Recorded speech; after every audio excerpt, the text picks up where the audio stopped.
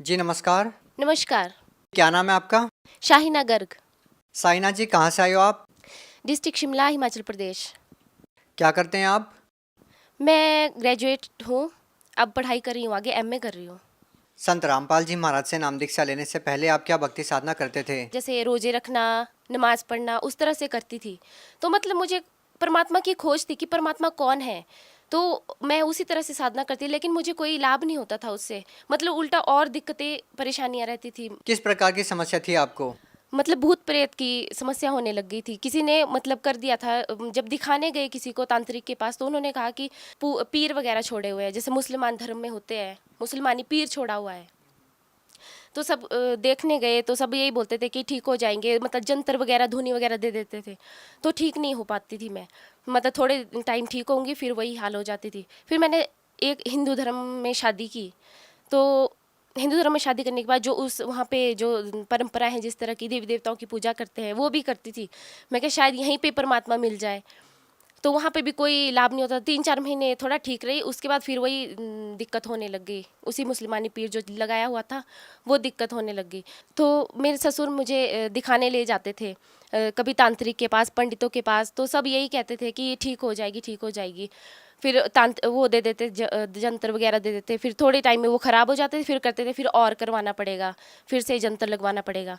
फिर बहुत ज़्यादा पैसा खर्च हो रहा था, सब कुछ। मतलब दिक्कतें इतनी मैं मेंटली परेशान बहुत हो गई थी, घर से भाग जाती थी।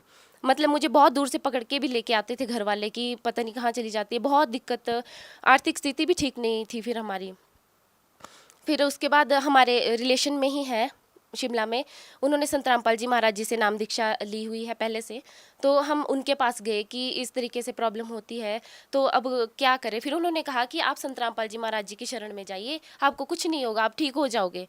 फिर हमें कुछ अजीब सा लगा कि नहीं, ये ऐसा नहीं हो सकता। जैसे हम अब अपने तरीके से करते थे साधनाएं, तो हमें कुछ ठीक नहीं लगता था। फिर हम फिर घर चले गए। उन्होंने हमें किताब दी, ज्ञान गंगा पुस्तक दी। तो हम उसे लेके घर चले गए। 3-4 महीने वो किताब वैसे ही रही, हमने पढ़ी भी नहीं। फिर मतलब वो भूत प्रेत इतना परेशान करने लग जाता था। तांत्रिक घर पे आए, उन्होंने कहा कि यहाँ पे कुछ है, कि जो इस लड़की को परेशान कर रहा है पीछे से ही है, मतलब मायके से ही, पीछे से ही है, किसी ने किया हुआ।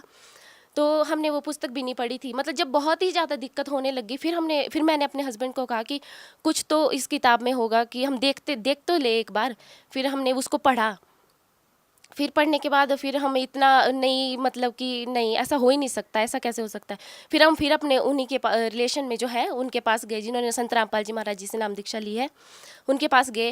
फिर उन्होंने कहा बेटा आप ये सब कुछ छोड़ो, देवी देवता कुछ इससे आगे कर्म को नहीं काट सकते, वो उतना ही दे सकते हैं जितना हमारे कर्मों में लिखा है।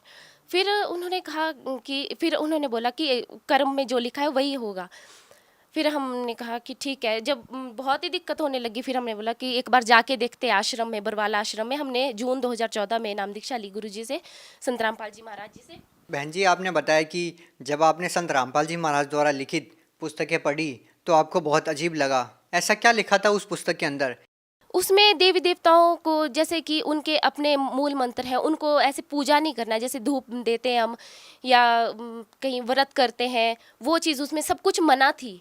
कि ऐसा कैसे हो सकता है, कि पंडित क्या हमें गलत बताते थे। तो फिर मैं क्या, एक बार देखते हैं जाके, जब हम पंडितों का मान सकते हैं तो संत रामपाल जी की महाराज जी के शरण में जाके एक बार देखते हैं। आपको संत रामपाल जी महाराज जी से नाम दीक्षा लेने के बाद क्या कुछ लाभ भी मिला?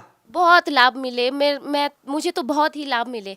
मैं जब संत रामपाल जी महाराज जी की शरण में गई, वहाँ पे लाइन लगी होती है आशीर्वाद के लिए, आशीर्वाद देते हैं। तो उन्होंने जैसे आशीर्वाद दिया, सिर पे हाथ रखा, उन्होंने कहा ठीक, सब ठीक हो जाएगा, सिर्फ इतना ही कहा, सब ठीक हो जाएगा।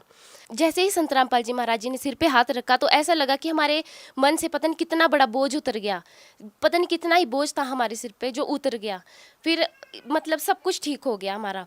हम घर आए, हमने जोत जलाई, सब कुछ किया। फिर उसके बाद हमारा सब कुछ ठीक हो गया, मतलब कोई ऐसी दिक्कत वाली बात नहीं रही। मतलब जो मेरे को भूत प्रेत की बाधा थी वो भी चली गई।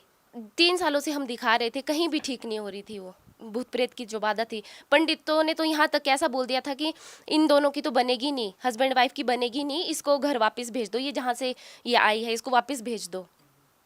लेकिन हमने हार ही नहीं मानी। मेरे तलाक तक के पेपर रेडी हो गए थे, मेरे फादर ने तलाक के पेपर रेडी कर दिए थे कि 2 दिन बाद पेपर आ जाएंगे और आप तैयार रहना भी। पर हमने हार ही नहीं मानी। हम फिर संत रामपाल जी की शरण में चले गए। हमने कहा कि अब जब इतने के पास गए तो उनके पास जाके भी देखते हैं। तो हम आपसे जानना चाहते हैं कि संत रामपाल जी महाराज से नाम दीक्षा लेने के बाद आपका जो तलाक होना था, क्या वो हुआ? नहीं जी, आज हमारी शादी को 5 साल 6 साल हो गए हैं। तो वो मतलब संत रामपाल जी महाराज जी की शरण में आने से वो बला ही टल गई सारी। और क्या क्या लाभ हुए? और हमारी आर्थिक स्थिति ठीक हो गई। मेरे हस्बैंड की जॉब नहीं होती थी, उनकी जॉब पहले पानीपत में लगी, कॉन्ट्रैक्ट पे लगे थे, 2 ढाई साल तक रहे। आज वो परमानेंट जॉब पे करनाल में लगे हैं। बहन जी, जैसा कि हम देखते हैं कि जो भी संत रामपाल जी महाराज जी से नाम दीक्षा लेता है, उनकी सारी समस्याएं दूर हो जाती है, उनकी बीमारियां ठीक हो जाती है। क्या संत रामपाल जी महाराज जी कोई क्रियाक्रम करने के लिए बोलते हैं, या कोई जड़ी बूटी देते हैं, या कोई दवाई देते हैं? क्या कारण है?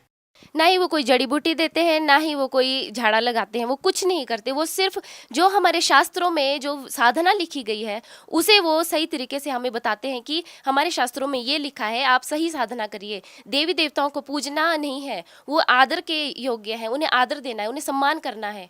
उनके मूल मंत्र हैं जो हमारे गीता जी में लिखे हैं। लेकिन हमारे पंडित जो है वो शास्त्रों के विरुद्ध ही साधना करवा रहे हैं। उन्होंने अर्थों के अनर्थ कर रखे हैं। वो बिल्कुल भी मतलब ऐसे कि अनजान आदमी होता है, जैसे अनजान बच्चा होता है, उस तरह से वो काम कर रहे हैं। आप भगत समाज को क्या संदेश देना चाहते हैं? भगत समाज को यही संदेश देना चाहूँगी कि आप संत रामपाल जी महाराज जी की शरण में आइए, पूर्ण मोक्ष उन्हीं से मिलेगा। वही शास्त्रों के अनुसार सही साधना बता रहे हैं। बाकी तो ये भटकावा है जो पंडित लोग, जो ये तांत्रिक वगैरह, ये जो बड़ी बड़ी दाढ़ी वगैरह ये लगा के रखते हैं, इनसे कुछ नहीं मिलने वाला। इनको कुछ खुद भी इनको कोई भी ज्ञान नहीं है। आप संत रामपाल जी महाराज को भगवान इसलिए बोल रहे हैं कि आपकी भूत प्रेत की बाधा ठीक हो गई, आपकी जो शादी टूटनी थी, आपका जो तलाक होना था, उनकी शरण माने से वो नहीं हुआ। लेकिन बहन जी, आज का जो समाज है वो ये बात कैसे मानेगा कि एक संत जो जेल में है वो एक पूर्ण संत हो सकता है, वो परमात्मा हो सकता है, भगवान हो सकता है?